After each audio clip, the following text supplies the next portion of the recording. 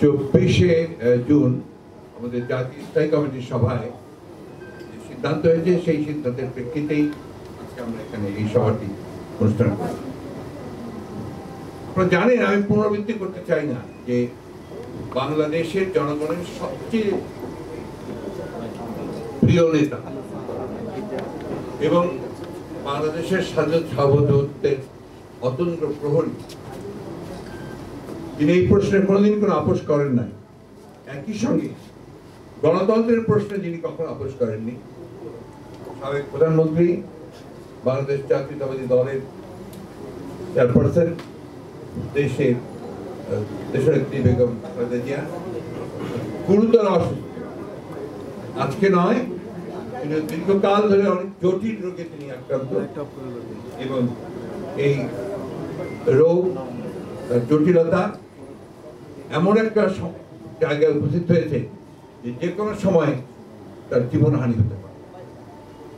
আমি আগেও আপনাদের বলেছি যে একটা অত্যন্ত পরিকল্পিতভাবে একটা চক্রান্তের মধ্য দিয়ে, যে চক্রান্তের মধ্য দিয়ে এই দেশের স্বাধীনতার ঘোষক শহীদ প্রেসিডেন্ট জিয়াউর রহমানকে হত্যা করা হয়েছিল, যে চক্রান্তের মধ্য দিয়ে স্বৈরাচার একটা নির্বাচিত সরকারকে উচ্ছেদ করে ক্ষমতা দখল করেছিল, সেই চক্রান্তের মধ্য দিয়ে বাংলাদেশের যে গণতান্ত্রিক প্রতিষ্ঠানগুলোকে ধ্বংস করে দিয়ে একদলীয় শাসন ব্যবস্থা মতোই একটি ছদ্মবেশী একটা শাসন ব্যবস্থা স্থাপন করতে চলেছে বর্তমান সরকার। সেই চক্রান্তের কারণেই আজকে এই দেশের সবচেয়ে সংগ্রামী নেতা, গণতন্ত্রের জন্য সংগ্রামী নেতা, স্বাধীনতা সমুদ্র রক্ষার সংগ্রামী নেতা দেশনেত্রী বেগম খালেদা জিয়াকে সম্পূর্ণ মিথ্যা একটি মামলা সাজিয়ে তাকে ফরমায়েশি সাজা, পরবর্তীকালে সবচেয়ে যেটা কষ্টকর এবং দুর্ভাগ্যের কথা যে আদালত থেকে তার সেটাকে বৃদ্ধি করে 5 বছর বা 10 বছর করে দেওয়া, এটা করা হয়েছে। একমাত্র উদ্দেশ্য সেটা হচ্ছে যে তাকে রাজনীতি থেকে দূরে সরিয়ে রাখা। আমি আগে আপনাদেরকে বলেছি যে বাংলাদেশের দুর্ভাগ্য যে রাজনৈতিক দলটি সবসময় গণতন্ত্রের কথা মুখে মুখে বলে, তারা বলে যে তাদের কাছে এই গণতন্ত্র সবচেয়ে নিরাপদ, তাই কিন্তু আজকে নয়, 1975 সালেও এই গণতন্ত্রকে ধ্বংস করে একদলের শাসক পাকিস্তান নিয়ে এসেছিল। একইভাবে আজকে তারা ক্ষমতায় আসার পর থেকে 2009 সালের পর থেকে অত্যন্ত সুচতুরভাবে পরিকল্পিতভাবে গণতান্ত্রিক প্রতিষ্ঠানগুলোকে তারা একে একে ধ্বংস করে চলেছে। আপনারা দেখলেন প্রথমেই ধ্বংস করেছে তারা যে জিনিসটি আন্দোলন করেছিল, কেয়ারটেকার গভর্নমেন্ট, তত্ত্বাবধায়ক সরকারের বিধান, যেখানে এই দেশের মানুষ সব মেনে নিয়েছিল, দেশনেত্রী বেগম খালেদা জিয়া যেটাকে সংবিধানের সামনে বিক্রি করেছিলেন, সেটাকেই তারা প্রথম আঘাত করেছে, বাতিল করেছে। এই নির্বাচন প্রক্রিয়াকে ধ্বংস করে দিয়েছে। এরপরে তারা প্রশাসনের একটি স্তম্ভ প্রতিষ্ঠান, এই প্রতিষ্ঠানগুলোকে তারা দলীয় দল করেছে, ধ্বংস করে দিয়েছে।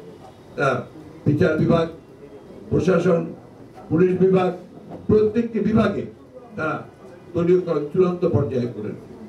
আজকে গণমাধ্যম স্বাধীন নয়, কোন স্বাধীনতা নেই, বিচার বিভাগের স্বাধীনতা নেই, অর্থাৎ এক কথায় গোটা দেশটাকে তারা একটা ফ্যাসিবাদী রাষ্ট্রে পরিণত করেছে।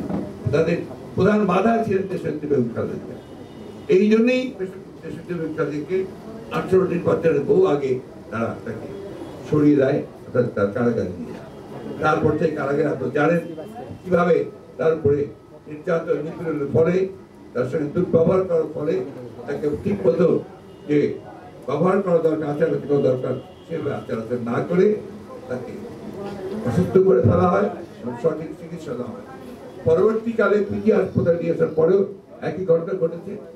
পরে জনমতের চাপে এবং আন্তর্জাতিক বিশ্বের চাপে যখন তাকে তারা সেই অবস্থা থেকে তার বাসায় পাঠাতে বাধ্য হয়েছে, সেই সময়ও তারা কিন্তু তার বাইরে গিয়ে চিকিৎসা করাকে নিষিদ্ধ করেছে, শর্ত আরোপ করেছে এবং একই সঙ্গে আপনার ঢাকায় তাদের চলাচল রাজনীতি থেকে দূরে সরে রাখা হয়েছে।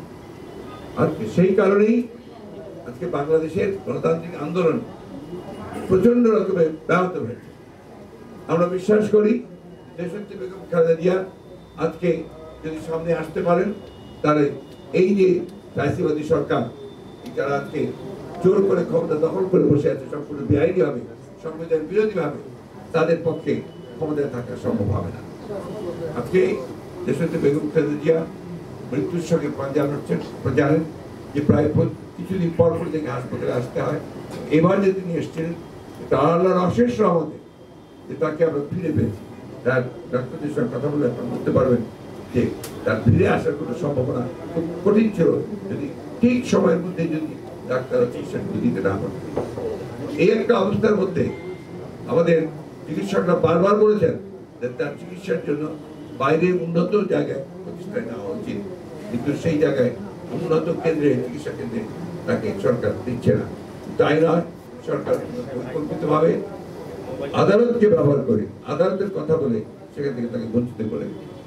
সেই জন্যই বন্ধুরা আজকে বিএনপি সিদ্ধান্ত নিয়েছে যে দেশনেত্রী বেগম খালেদা জিয়ার যে মুক্তির আন্দোলন, এই মুক্তির আন্দোলনকে আরো বেগবান করা এবং এই মুক্তির আন্দোলন অত্যন্ত দৃঢ়তার সঙ্গে বাংলাদেশের জাতীয়তাবাদী দল, সেই সঙ্গে বাংলাদেশের আশা করে এর সঙ্গে দেশের আপামর জনসাধারণ তার সঙ্গে একাত্ম হবে।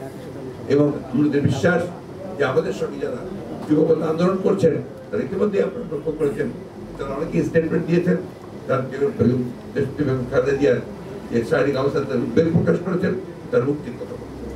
আমরা এই মুক্তির আন্দোলনকে একটা চূড়ান্ত পর্যায়ে নিয়ে যেতে চাই। সেই লক্ষ্যে আমাদের আজকে যে যৌথ সভা হয়েছে, সেই যৌথ সভায় আমরা কয়েকটি সিদ্ধান্ত নিয়েছি। এই সিদ্ধান্তগুলোর মধ্যে আছে যে আগামী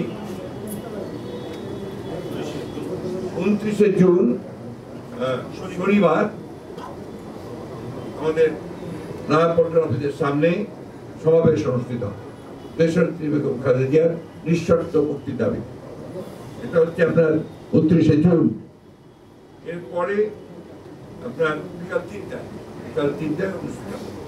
এরপরে হচ্ছে আপনার সারা দেশের মহানগরগুলোতে সেখানে সোমবার, যেটা হচ্ছে 1 তারিখ 1 জুলাই, মহানগরগুলোতে এই সমাবেশ দেশনেত্রী মুক্তির দাবিতে সমাবেশ হবে। এরপরে হচ্ছে 3 তারিখে সারা দেশের জেলা সদরগুলোতে তারা মুক্তির দাবিতে সমাবেশ। আমরা আশা করব যে আপনাদের মাধ্যমে সমগ্র জনগণের মধ্যে পৌঁছে যাবে এই প্রোগ্রাম কর্মসূচি।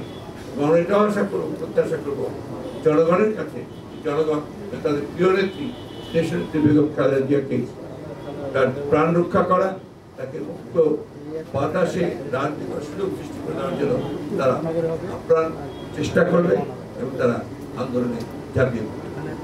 আমি বক্তব্য বাড়াতে এলাম। ধন্যবাদ।